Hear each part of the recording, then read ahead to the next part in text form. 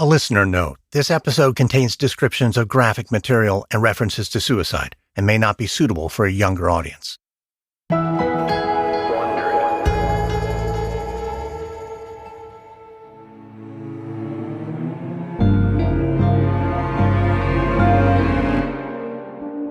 It's November 9th, 2017, in a ballroom on the campus of Boston University. Dr. Anne McKee is standing off to the side of a stage, clutching her laptop as she watches a large crowd filter into the room. McKee is a neuropathologist and researcher who studies the human brain.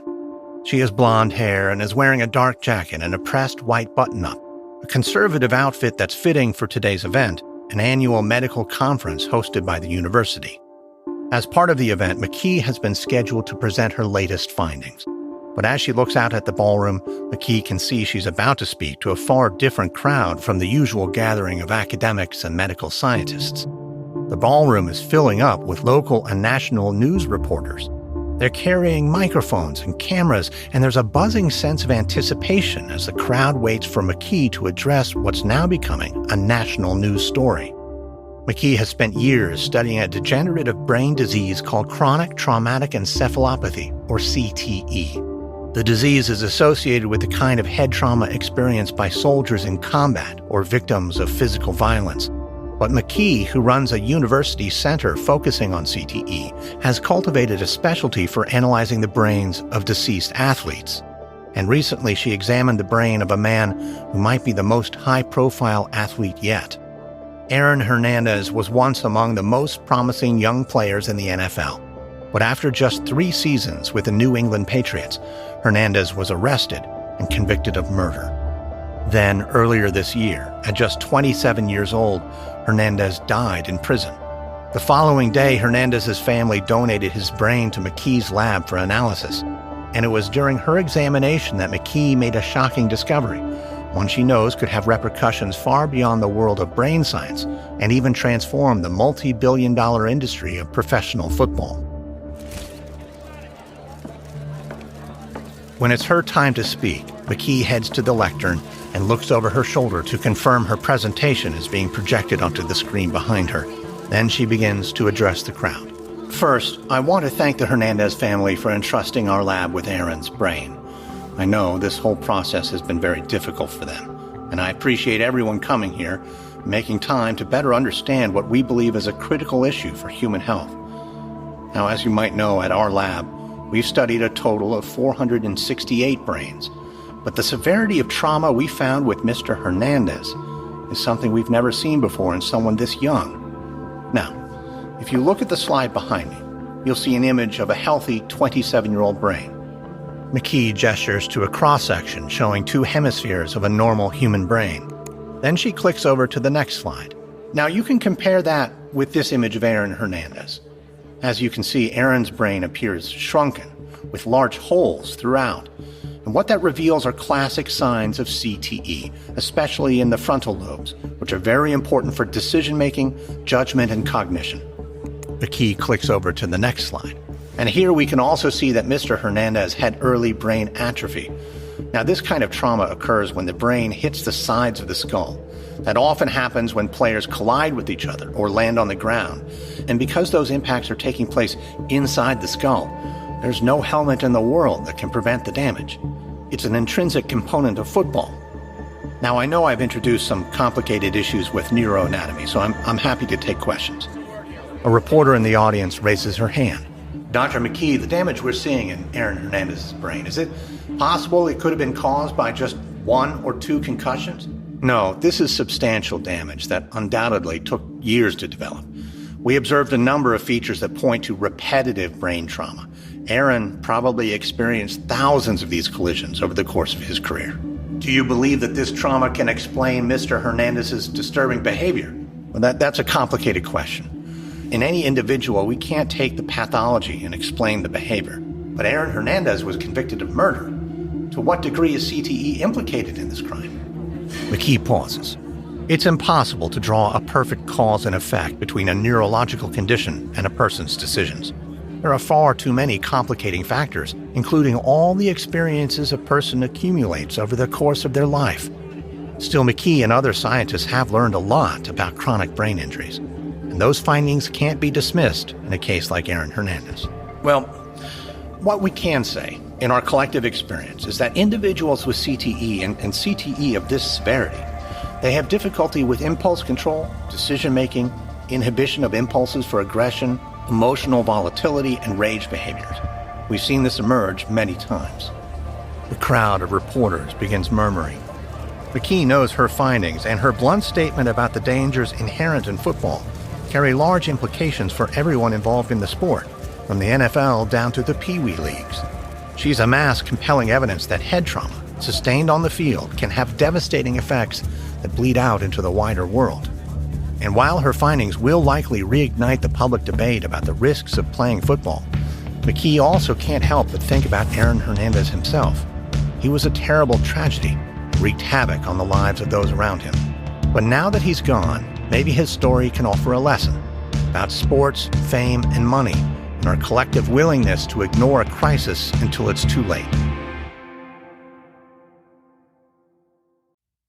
You've been thinking about it for a while. Getting the smile you've always wanted. This is your moment with Bite Clear Aligners. Save up to $600 on your treatment journey during the Time Is Now sale. Order your at-home impression kit today for just $14.95. Save $250 on clear aligners, get $120 off the Bite Protection Plan, and claim a free LED whitening kit worth $150. Use code NOW23 at Byte.com. That's BYTE.com. Plus, you can upgrade your oral care routine with 25% off best-selling wellness, whitening, and cleaning essentials. Be confident. Be you with Byte.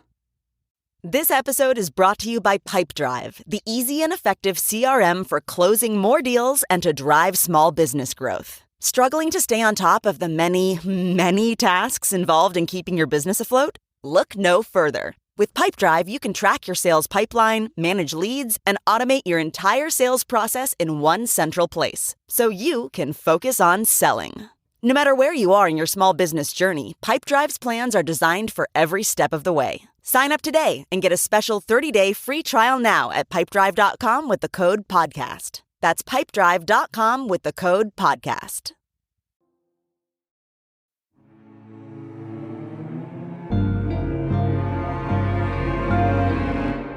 From Wondery, I'm Lindsey Graham, and this is American Scandal.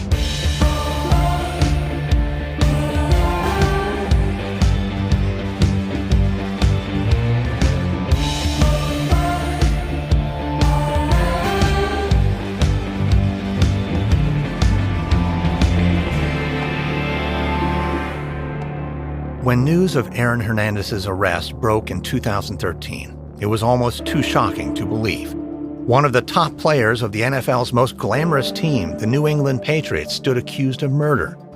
Fans and other observers couldn't understand how a man with a $40 million contract, living in a mansion with his fiancée and daughter, could have committed such a violent crime. But in the aftermath of his arrest, some began to wonder whether Hernandez's story was more than just an isolated case, and whether it had something to do with the growing scandal surrounding football players and the brain condition known as CTE. In the decade before Hernandez's arrest, nearly a dozen former NFL players had died by suicide and then were diagnosed post-mortem with CTE.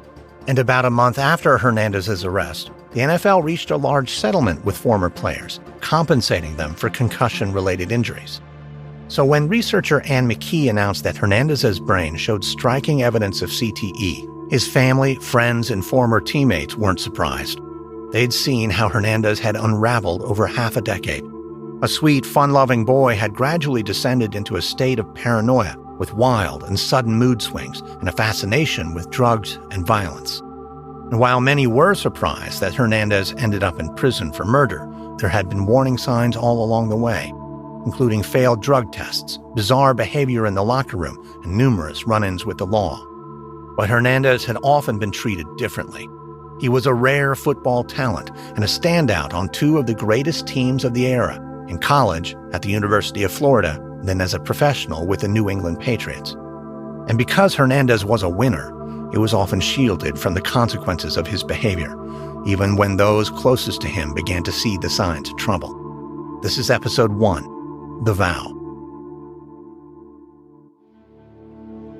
It's January 2006, almost 12 years before Anne McKee announces her shocking findings at Boston University. It's a cold, gray morning in Bristol, Connecticut, a small city about 20 miles southwest of Hartford. And at the O'Brien Funeral Home, 16-year-old Aaron Hernandez steps onto a wraparound porch and looks out over a sprawling crowd. It's a surreal sight. There must be 1,000 people here. The line is stretching out of the funeral home, across the porch, and all the way down Lincoln Avenue.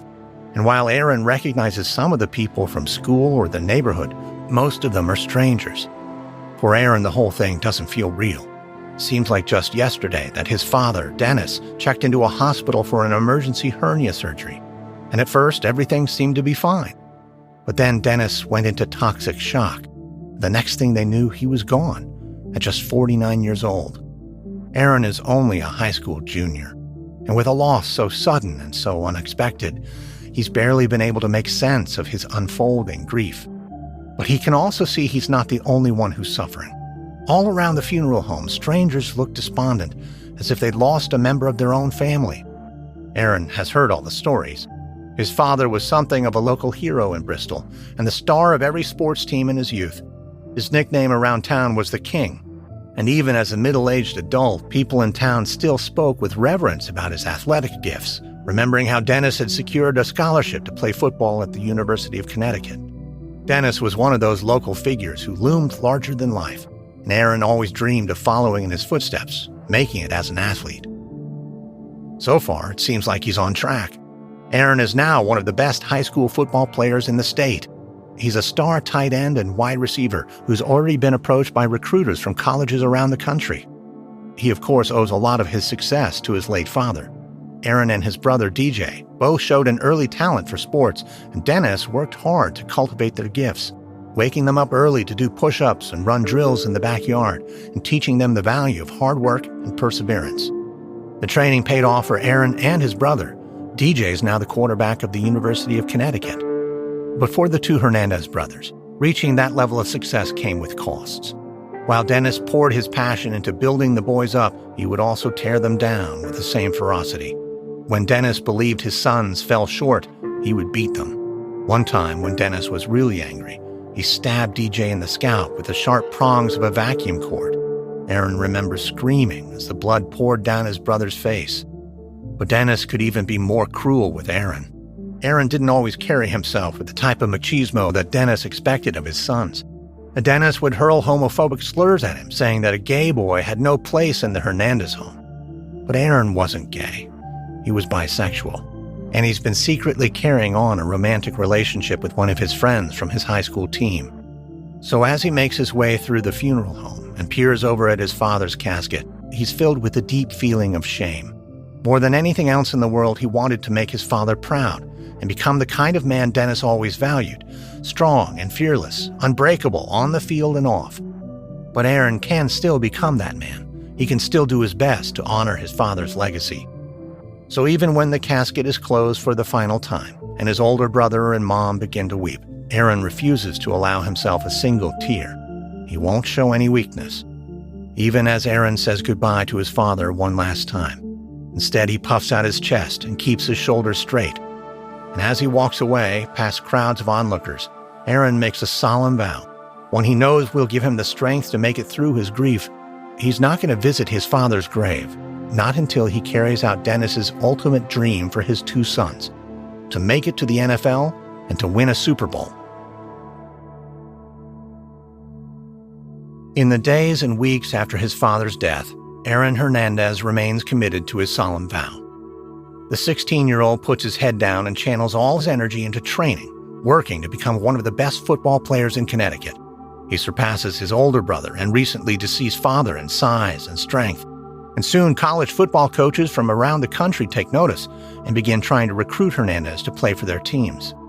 Making it as a college star is the first step toward an illustrious career in the NFL. And at first, Hernandez commits to playing for his father's college team, the Yukon Huskies.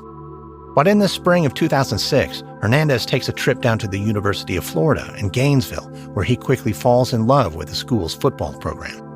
The Gators are a top 10 team with an enormous stadium and world-class training facilities, all of which appeals to Hernandez. And by the end of the trip, he makes his decision. He's skipping out on UConn and heading to Florida. The team is happy with Hernandez's decision, but Florida's coach, Urban Meyer, is looking for freshmen who can learn the playbook in time to gear up for spring football and would like Hernandez to graduate high school a semester early in order to get a head start. That's a problem for Hernandez. He's vowed to make it to the NFL, and playing for Florida seems like the best way to do that. At the same time, he's a weaker student. He's not sure he'll be able to get through his high school coursework in time to meet his new coach's deadline. But an unusual meeting takes place at Bristol Central High School, one that offers Hernandez a path to leave high school early. One day in 2006, the school's principal, Dennis Sigmund, is sitting at his desk working and waiting for the arrival of a nationally recognized figure. Sigmund has worked at Bristol Central High for more than 30 years, and in that time the school has never seen someone quite like Aaron Hernandez. Sigmund knows that Hernandez has been flooded with recruiting pitches from across the country. He also knows how easy it is for a kid like Aaron to get chewed up and spit out by the world of major college sports. So when there's a knock on the door and Sigmund looks up to find Florida coach Urban Meyer, he prepares for what could be a contentious meeting. Sigmund's going to ask some hard questions about the university's plan for Aaron Hernandez. He's going to prod the coach about his intentions, to make sure the school's going to take care of Hernandez. Two men exchange pleasant greetings, and as they take their seats, Meyer begins laying on the charm. He says he's just come from the Hernandez house where he met with Aaron and his mother. They both have great things to say about Sigmund and the school. Meyer continues flattering the principal, but before Sigmund can get to his list of questions, Meyer is already on to the next subject, saying that he'd like Aaron to graduate from Bristol a semester early and move down to Gainesville in January. That way Hernandez can get a head start on learning Florida's offensive system. All Meyer needs is a little help in smoothing things out on the administrative end. Sigmund is stunned by the suggestion, and his gut tells him this is too much too soon for Aaron Hernandez. He's a good kid, but he's only 16, and he often displays the maturity of someone even younger. On top of which, his father just passed away. Sigmund isn't sure it's such a good idea to send Hernandez to college in such an emotionally fragile state. But Meyer says bringing players in early is a growing trend in college football, and Florida is on the cutting edge. They've had a handful of other recruits do the same, and they've got great results both on and off the field. Sigmund pushes back. Beyond everything happening in Hernandez's personal life, he also isn't academically prepared for college-level coursework. But Meyer appears ready for every objection. He explains that Hernandez will enroll at a nearby community college for the spring semester, and Florida has a team of tutors who work with athletes like Aaron. They'll be able to give him more resources than he could even get at Bristol Central. Sigmund still feels that this could be a disastrous decision, but he can see Meyer is not going to take no for an answer, and he knows Hernandez is going to do whatever Meyer suggests anyways. So Sigmund gives in, and despite his deep reluctance, he agrees to help make sure Hernandez can officially graduate high school in December. As Aaron Hernandez heads into his senior year of high school, the future is looking bright. Hernandez has grown bigger and stronger.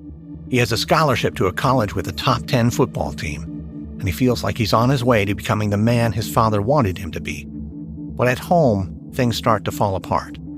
In September of 2006, Hernandez's cousin Tanya shows up at one of his football practices and tells him that his mother Terry is having an affair with Tanya's husband. Hernandez is devastated by the idea that his mom would so quickly replace his father, and he's disgusted that she would do so with a member of her own extended family. So Hernandez stops speaking with his mother and all but moves in with Tanya, where he increasingly caves to his worst impulses. Tanya's house is notorious for hosting a revolving cast of ex-cons, gangsters, and drug dealers. And after school and on the weekends, Hernandez spends hours hanging out with this group smoking weed. For Hernandez, the experience sparks a growing affinity for street life, a romance that will later play a major role in the most tragic decisions of his life. And although his mother tries to repair their relationship, Hernandez is unwilling to mend fences. He just needs to get through his short senior year and make it to Florida for training in January, without getting hurt in his final games as a high school player. But on October 21st, 2006, Hernandez suffers a health scare. That Saturday night, Hernandez is out on the field at Bristol Central High School. The bright lights shimmer on his maroon helmet and white uniform and Hernandez is lined up playing tight end. There's under 2 minutes left in the game, and Hernandez's team is trailing 27-26. With the clock winding down, they're desperately pushing, driving down the field looking to score. At the line of scrimmage, Hernandez is crouched into a three-point stance, with his right hand pressed into the artificial turf. He looks straight ahead and bites down hard on his mouthpiece. As the ball is snapped, Hernandez explodes forward, trying to move right through an opposing linebacker. But just as he looks up, his head smashes straight into the helmet of the defenseman. Hernandez crumples onto the turf, briefly loses consciousness. When he comes to, he opens his eyes and the bright stadium lights pierce his clouded vision. The trainer helps him to his feet, and together they slowly walk off the field. But as he approaches the sideline, his head pounding, Hernandez looks at the clock on the scoreboard and sees there's still more than a minute left to play. Hernandez turns to his coach. "Coach, call a timeout. It's not over. I can still get us a touchdown." "Hey, Aaron, I appreciate the thought, but you're sitting the rest of this one out. Just give me back my helmet. I can play. I'm fine." "Aaron, you're not fine. You might have had a concussion." "I don't care. We can still win." "Hey, I'm sorry, buddy. It's not worth the risk. Go take a seat and shake this one off." "Coach, give me back my helmet. I'm telling you I can play." "Aaron, go take a seat. End of discussion, okay?" "No, you know what?" Hernandez looks to his teammates and begins stalking up and down the sideline. "Someone give me their helmet. Coach took mine away. You all want to lose?" "Aaron, I told you to take a seat. And everyone, do not give your helmet to Hernandez. He's done for the night." "Guys, I'm completely fine. Just got the wind knocked out of me. Give me your helmet. We can still win." "Aaron, you heard what I said. Last warning." Hernandez pauses before continuing to plead with his coach, who Hernandez believes is wrong. There's nothing to be worried about. But right then he feels a smack on his shoulder pad, and when he turns, he finds his brother DJ has made his way down to the field. He looks upset. DJ demands to know what Aaron's doing. He reminds him he was just knocked out cold 2 minutes ago. He's not going back in the game. And as soon as the clock runs out, they're going to the hospital. Aaron tries making his case again, but he can tell no one's going to listen. So Aaron storms away and watches the remainder of the game far from his teammates. And when the clock runs out, Bristol Central comes away with a loss. Aaron remains stewing, upset with his coach and teammates and himself. He was not man enough to get past a small, insignificant injury. He didn't break a bone, he didn't even strain a tendon. He was just hit hard, the kind of thing that happens every day in football. But if that's how people are going to respond, then he's just going to have to get stronger and tougher and never stay down, even when the other team delivers the hardest of hits. American Scandal is sponsored by BetterHelp. The holidays are coming up, and that means friends, family, food, and fun, right? Or is it stress, anxiety, maybe even anger or sadness? It's remarkable how our minds can ruin a good thing. The holidays should be joyous, but sometimes you can't escape your own thoughts. Now, some of this is unavoidable. I mean, the holidays can be stressful, but a lot of it can be disruptive. And then it might be time to talk to someone. Therapists are trained to help you figure out the cause of challenging emotions and find you more productive ways to work and live. As the world's largest therapy service, BetterHelp has matched 3 million people with professionally licensed and vetted therapists available 100% online. Plus, it's affordable. Just fill out a brief questionnaire to match with a therapist. And if things aren't clicking, you can easily switch to a new therapist anytime. Couldn't be simpler. No waiting rooms, no traffic, no endless searching for the right therapist. Find your bright spot this season with BetterHelp. Visit BetterHelp.com/AS today to get 10% off your first month. That's BetterHelp, HELP.com/AS. American Scandal is sponsored by Audible. I was recently reminded how much I loved Walter Lord's book, Day of Infamy. For me, the definitive narrative nonfiction account of Pearl Harbor. And as it's approaching December 7th, the 82nd anniversary of the event, I thought, what a perfect way to use this month's Audible credit and revisit it. Because like all Audible members, I get 1 credit every month, good for any title in the entire premium selection of bestsellers and new releases, regardless of price, to keep forever. Audible members get full access to a huge and growing collection of titles, including history classics like this one and one of Lord's other fantastic books, A Night to Remember, about the sinking of the Titanic. You'll also discover thousands of podcasts, from popular favorites to exclusive new series, guided wellness programs, theatrical performances, comedy, and exclusive Audible original from top celebrities, renowned experts, and exciting new voices in audio. And of course, the Audible app makes it easy to listen anytime, anywhere. Listen while traveling, while working out, while walking the dog, or doing chores. New members can try Audible free for 30 days. Visit audible.com/AS or text AS to 500-500. That's audible.com/AS or text AS to 500-500.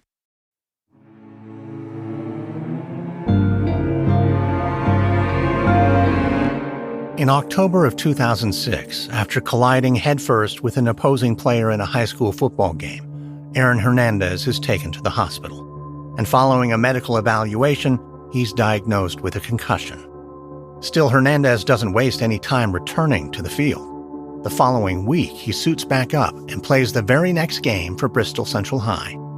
And by the time he finishes his senior season, Hernandez is ranked the #1 high school tight end in America, with state records for receiving yards and touchdowns. Having made it to the top of high school football, Hernandez takes the next step in his budding career. He graduates early and moves to Gainesville to begin playing for the University of Florida. And on his first day of classes in Florida, the football team there wins the national championship. The red brick streets of the college town flood with thousands of fans. They climb light poles and up onto rooftops, screaming with pride. And Hernandez, only 17 years old, quickly realizes he's now living in a far different world than Bristol, Connecticut, and that he's arrived in the center of the college football universe. Within months, he poses for a Sports Illustrated photo shoot alongside 7 other Florida recruits who also joined the team a semester early. It's a reminder that college football is a multi-billion-dollar industry, and Florida is one of its highest-earning brands. Theoretically, Hernandez is supposed to be focusing on his college education, but in reality, football comes first. Hernandez spends hours on the practice field, in the weight room, and at home watching game tape, all which adds up to something like a full-time job. He enrolls in less than rigorous college courses like theater appreciation, gardening, and even bowling. But at the same time, Hernandez is treated like a rock star by students on campus, and he jumps headfirst into the party scene, continuing his old habits from back home of drinking and getting high. There are even early signs of the dangerous and criminal behavior that will later come to define his life. Hernandez quickly gets 2 traffic citations, one for riding a scooter recklessly on campus and another for driving a motorcycle without a license plate. And then, only 4 months after moving to Florida, Hernandez has his first serious run-in with the law. On April 18, 2007, a group of football players, including Hernandez, head out to a bar and grill in Gainesville. That evening, Coach Urban Meyer has given the team's quarterback Tim Tebow an important task: keep Aaron Hernandez out of trouble. Tebow is a natural fit for the assignment.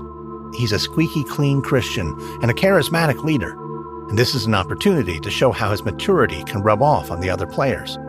So as the group arrives at the restaurant, Tebow keeps a close watch on Hernandez, making sure he's not doing anything he shouldn't, and taking every opportunity to make this a responsible night.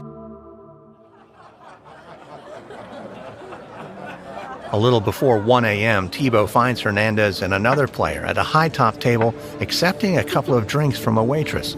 He watches as Hernandez sniffs the drink and dumps its contents into his lemonade. Hernandez is still underage, so Tebow heads over to the table to have a chat. "Hey, Aaron, what you got there?" "I don't know, that girl just handed it to me." "You didn't order it?" "Nah, she's probably just a fan. I don't even know what it was. You want a sip?" "No, thank you. And anyways, it's getting late. I think we should get out of here." "Well, we'll head out in a bit." "Aaron, remember, we got practice in the morning. You got to be fresh." "Oh, I'll be fine. And you'll be more than fine if you get a good night's sleep." Hernandez tips back the rest of the drink and winces as it goes down. "Look, Tim, you don't have to be my mom here." Aaron, I'm just saying. We came to Florida because we want to win. And that means giving up certain distractions." "Yeah, well, now I'm really distracted." Hernandez peers into his glass, but seeing that it's empty, he stands and begins lurching forward. "All right, come on, let's get out of here." "Well, that sounds like a good plan, Aaron." Soon Hernandez, Tebow, and the others make their way downstairs toward the front door. But as they move through the bar, Tebow sees the manager slap Hernandez on the shoulder before demanding to know who's going to pay for the drinks. Hernandez replies that he didn't order any drinks and turns away, but the manager doesn't buy it. He and Hernandez then start arguing, and Tebow can see this is going in a bad direction. So he apologizes to the manager before shepherding Hernandez out the front door. Still, the dispute isn't over. Outside on the sidewalk, the manager confronts them again, and Hernandez still refuses to pay. Now Tebow is concerned. The street is full of people, and Hernandez is making a scene. So Tebow reaches for his wallet to pay the bill himself. But right then, Hernandez cocks back his arm and slugs the manager in the ear. The manager falls down to his knees as Hernandez hovers over him. Security guards quickly move in, but Tebow bear hugs Hernandez and yanks him away. The two spend a moment tussling before Hernandez breaks free and then sprints down the sidewalk, fleeing the scene. After apologizing to the manager, Tebow heads down the block and finds Hernandez hiding around the corner. He looks scared and asks whether they're going to take him to jail. Tebow shakes his head and says he doesn't know, but he's going to call Coach Meyer because he knows how to handle these kind of things. Tebow takes out his phone and dials, feeling a knot growing in his stomach. He promised to keep Hernandez out of trouble, and now he's already let their coach down before Hernandez has even played his first game. Of course, Aaron Hernandez is not the first Florida player to get in trouble, and Tebow has seen how these things tend to get smoothed over by the school. Following the fight outside the bar, Aaron Hernandez and his teammate Tim Tebow are questioned by police, and Hernandez once again denies ordering the drinks. But he now faces a bigger problem than a dispute over an unpaid bar tab. The manager wants to file charges, saying Hernandez ruptured his eardrum when he punched him, a claim that could elevate the charge to a felony. So shortly after receiving Tebow's late-night call, Florida coach Urban Meyer contacts Huntley Johnson, a lawyer who works for the team. Johnson is an expert at getting Florida's notoriously rowdy football players out of legal trouble. He's done it so many times, people around campus joke that he's the real team MVP. And Johnson works his magic for Hernandez, too. After speaking with the team's lawyers and coaches, the restaurant manager agrees to drop all charges. And to the relief of everyone involved, the incident does not become public until years later. But while another, more mature athlete might have treated the event as a wake-up call, Hernandez does not change his behavior. In September 2007, just a month into his freshman season, Hernandez and a few of his teammates get involved in another incident outside a bar in Gainesville. This time it ends with two men shot, one in the arm and the other in the head. Both men survive, but a witness initially identifies Hernandez as the shooter. Hernandez and his teammates go back to the team's attorney, Huntley Johnson, before meeting with police. And while in the following days there are conflicting accounts from witnesses, no charges are ever filed. But although he avoids jail time, Hernandez quickly develops a bad reputation, especially as he continues to party and get high, even before playing games. Still, as the season unfolds, Hernandez proves himself a valuable player, even as a freshman. The team continues to rack up victories, and at the end of the season, they make it all the way to the national championship, a game that offers Hernandez a shot at personal redemption. On January 8, 2009, at Dolphin Stadium outside Miami, the game begins with a defensive battle. The score is tied at 7 at the half, but coming out of the locker room at halftime, and after hearing a pep talk from quarterback Tim Tebow, Hernandez feels driven to win. So as he steps back onto the field, Hernandez puts on his helmet and cracks his neck. Then early in the third quarter, with the game still tied, a play is called for Hernandez at the 2-yard line. Hernandez takes his spot on the far left side of the line. And as the ball is snapped, he fires out of a 3-point stance, getting his hands up into the chest of the defender as if blocking for a run. But it's a fake. He releases the block and darts into the end zone as Tebow fakes a pitch to another player before launching the ball in Hernandez's direction. Hernandez raises his hands for the catch, ready for the euphoric feeling of a touchdown. But Tebow throws the ball a bit low, and Hernandez loses his footing before falling to the ground and letting the ball slip out of his hands. The pass is incomplete. As Hernandez jogs back to the huddle, he feels sick with embarrassment. It was a catchable pass, and maybe the biggest play of his life, and he just dropped the ball in the end zone. But late in the fourth quarter, Hernandez gets another chance for a big play. Florida is now up, but only by 3 points, and desperate to put the game out of reach. Hernandez takes his spot on the right edge of the line, and when the ball is snapped, he sprints left into the backfield. Tebow flips him the ball, and this time, Hernandez squeezes it hard against his belly, using both hands, his eyes turned upfield. Hernandez sprints past the line of scrimmage. He has a first down, but he wants to make it to the end zone. So he lowers his helmet, knocking heads with an oncoming linebacker. The collision sends a shock from his forehead down his spine, but it's not enough to bring Hernandez down. He grinds forward, carrying the defender on his hip. And when another defender steps forward, Hernandez drops his head again. The two men smash helmets, but Hernandez keeps going, now dragging both defenders forward another 2 yards before finally succumbing to a tackle at the 6-yard line. Hernandez explodes off the turf, pumping both his fists toward the crowd and screaming in triumph. He feels like a wild animal, one that's strong and unbreakable. And then after Hernandez jogs to the sideline for a breather, the game continues. Tebow flicks another pass, earning the Florida Gators a touchdown. With that play, the game is all but over, and Hernandez is about to achieve one of the greatest accomplishments of his life so far. Soon, when the clock runs out, it's official. The Gators are national champions. And with the whole country watching, Aaron Hernandez is more confident than ever that it's now only a matter of time before he makes it to the NFL. If you thought the only way to get a more defined jawline with natural-looking results was through surgery, think again. Juvederm Volux XC is a non-surgical injectable gel filler that improves moderate to severe loss of jawline definition and can help you achieve natural-looking results with little downtime. Even better, this improved definition lasts up to 1 year with optimal treatment, no maintenance required. Improve jawline definition for a smooth, sculpted look with Juvederm Volux XC. For important safety information and to find a licensed specialist, visit Juvederm.com. That's JUVEDERM.com. Not for people with severe allergic reactions, allergies to lidocaine, or to proteins used in Juvederm. Common side effects include injection site redness, swelling, pain, tenderness, firmness, lumps, bumps, bruising, discoloration, or itching. There's a risk of unintentional injection into a blood vessel, which can cause vision abnormalities, blindness, stroke, temporary scabs, or scarring. Talk to a licensed specialist to find out if it's right for you. Visit Juvederm.com. That's JUVEDERM.com.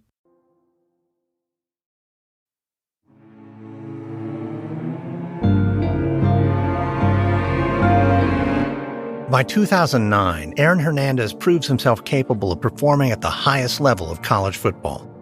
As a junior at the University of Florida, he receives the Mackey Award, given to the best tight end in the nation. And while Hernandez is only 20, he feels ready to leave Florida and begin a career in pro football. But Hernandez isn't the only one who believes it's time for a change. At his final game, an assistant coach pulls aside Hernandez's brother DJ and tells him that if Aaron doesn't get drafted into the NFL soon, he may miss his chance altogether. The coach is concerned because Aaron is still getting high. He's already failed at least one drug test, resulting in a 1-game suspension. But now he's smoking so heavily, the coach is worried Aaron could get suspended for his entire senior season, which could ruin his shot at turning pro. So Aaron decides to make the leap and skip out on his senior year. He declares for the draft and undergoes a battery of physical and mental tests as he auditions in front of NFL scouts. Unsurprisingly, the scouts are impressed with Hernandez's athleticism. He has the physical traits worthy of a first-round pick, but there are also red flags about his personality and emotional strength. In one psychological profile, Hernandez scores just a 1 out of 10 for social maturity, and every team asks Hernandez about his drug use. Hernandez knows the scouts have been digging deep into his background, so he decides to face the issue head-on, saying yes, he has gotten high in the past, and he's tested positive multiple times. But Hernandez promises that those days are behind him, that he's cleaned up and ready for the NFL.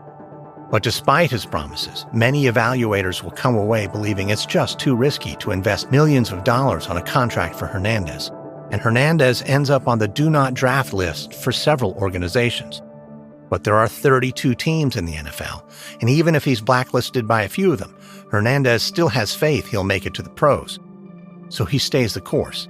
And on April 24, 2010, a small group of people close to Hernandez gather to watch the draft and wait to hear the good news.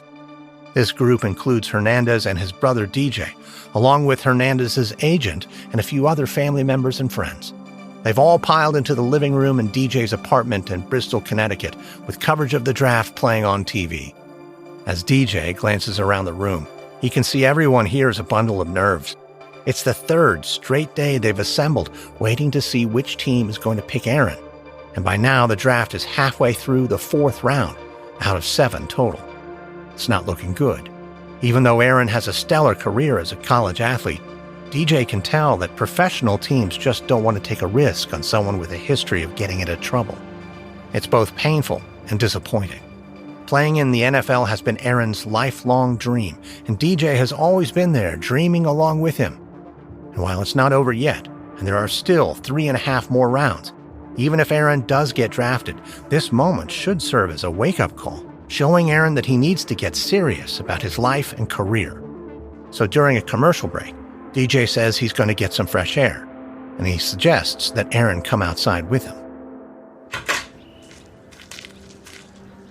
As DJ and Aaron step out into the street, DJ is struck by how nonchalant his brother seems, as though Aaron doesn't grasp that his dwindling fortunes are a consequence of his own poor decision-making.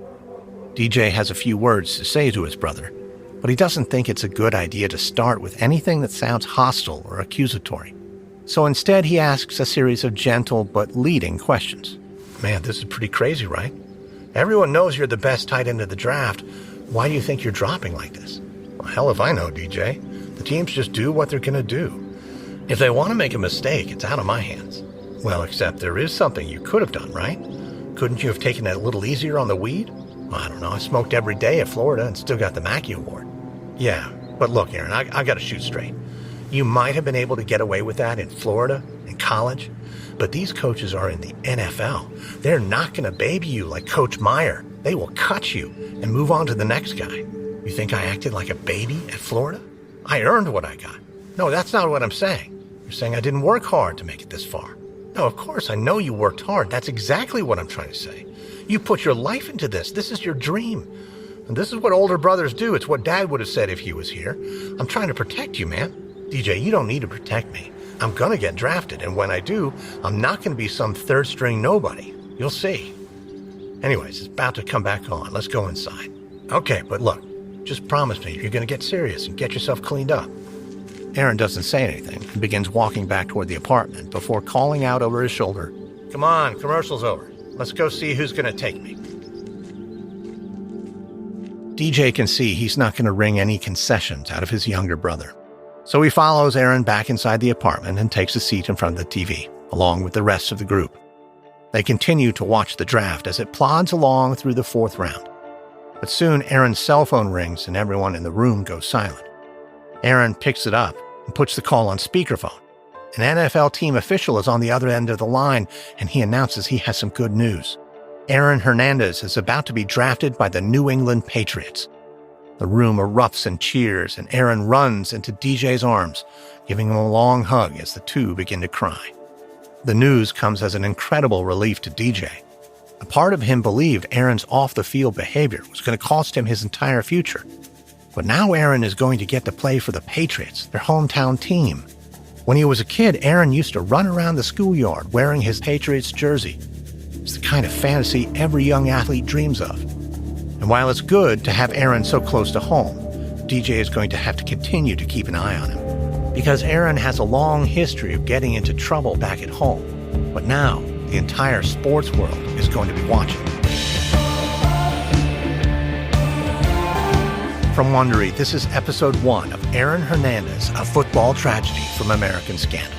In our next episode, Aaron Hernandez earns a record-breaking contract with the New England Patriots, but off the field, he quickly begins to unravel.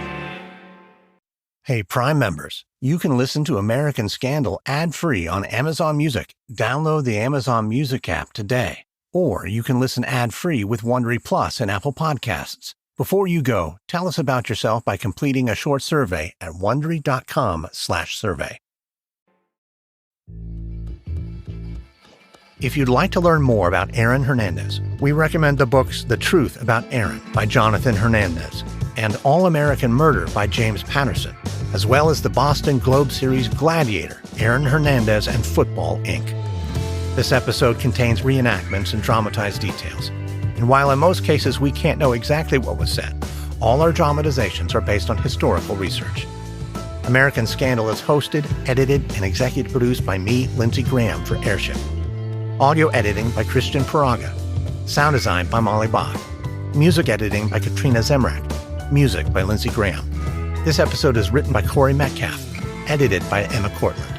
Our senior producer is Gabe Riven. Executive producers are Stephanie Jens, Jenny Lauer-Beckman, and Marshall Louis for Wondery.